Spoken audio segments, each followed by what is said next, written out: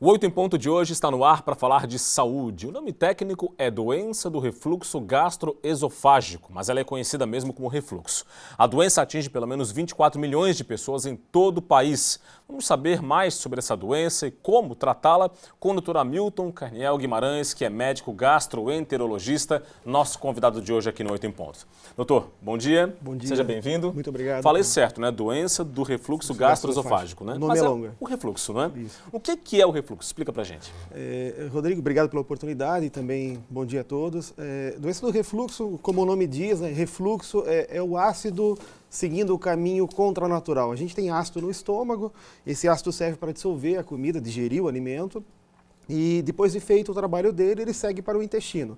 Quando existe o escape de ácido de volta para o esôfago, que é o tubo que leva a comida da boca para dentro do estômago, a gente chama isso de refluxo. Esse ácido que escapa danifica o esôfago. O que provoca essa volta do ácido? Lembrando um pouquinho de anatomia, né? Quando a gente engole a comida, ela desce pelo esôfago, que é esse tubo que traz a comida da boca para dentro do estômago, o estômago recebe o alimento. Na conexão do esôfago com o estômago existe um músculo em formato de anel que funciona como se fosse uma válvula, né? Quando essa válvula funciona mal, o ácido que está no estômago consegue voltar. Quando ele volta, ele queima as paredes internas do esôfago. O que é que provoca esse problema no músculo? Várias situações, né? A causa mais comum está relacionada com hábitos alimentares e também com atividade física. O indivíduo sedentário tem uma flacidez nessa musculatura que começa a funcionar mal, né? E maus hábitos alimentares. O costume, por exemplo, de ficar comendo, de comer poucas vezes por dia. E quando comer em grande quantidade, né? Isso atrapalha muito, né? Bom, doutor, diante dessa situação, né, a gente está falando aqui de refluxo para adultos. Não é? O refluxo das crianças, dos bebês, é a mesma coisa ou há algumas diferenças? O termo significa a mesma coisa, né? Volta ácido e incomoda o bebê, né? Mas tem uma diferença bem importante, né? O refluxo que acontece em crianças pequenas, ele é um refluxo por imaturidade do músculo que deveria segurar o ácido dentro do estômago, né? E ele costuma melhorar até o 3º ou 4º ano de vida. Então a mãe tem que ter um certo cuidado no início da vida. Mas à medida que a criança se desenvolve e esse músculo ganha massa, ele vai ficando cada vez mais competente e a maior parte dos casos melhora à medida que a criança envelhece. Doutor Hamilton, e com relação, voltando a falar do caso dos adultos, né, o que pode acontecer com a pessoa se esse refluxo não for tratado? Esse é um ponto bem importante, né, Rodrigo?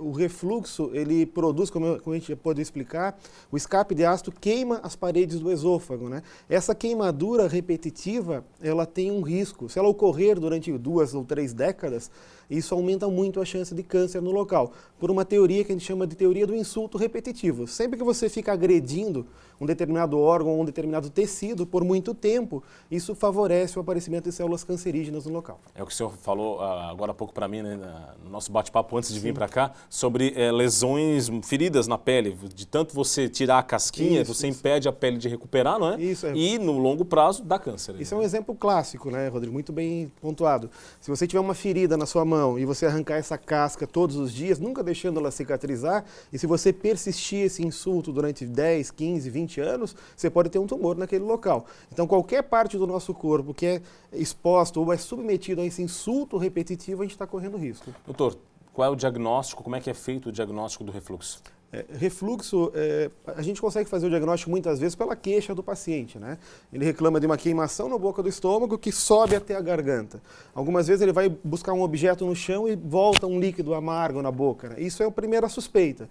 Mas o diagnóstico ele é confirmado muito facilmente com um exame de endoscopia. Um exame de 5 minutos, uma câmera de TV entra pela boca com o paciente dormindo, a gente consegue ver se o músculo está fechando e eu também consigo ver se existem queimaduras no esôfago. Bom, doutor, diante desse diagnóstico, a pessoa tem refluxo. Tratamento, existe tratamento? Passa muito pela mudança de hábitos de vida da pessoa também? Perfeito. 90% dos casos de refluxo a gente resolve só com bons hábitos alimentares e com exercícios físicos regulares, controlar o peso e ter uma atividade física regularmente. Alguns pacientes a gente é obrigado a lançar mão de medicamentos. Existem medicamentos para diminuir a acidez e controlar ou permitir a cicatrização desse músculo, né? E os casos mais graves, quando a gente vê que a mudança de hábito não surtiu efeito ou o medicamento não está controlando satisfatoriamente, a gente pode lançar mão de cirurgia e algumas técnicas mais modernas também. Tá certo. Doutor Hamilton Carniel Guimarães, médico gastroenterologista, muito obrigado pela sua participação aqui no 8 em Ponto. Esclarecimentos importantes porque muita gente sofre de refluxo, às vezes não sabe que tem e não sabe que tem tratamento, que dá para se resolver o problema sem que se fique exposto a problemas maiores. Muito obrigado, Perfeito. viu?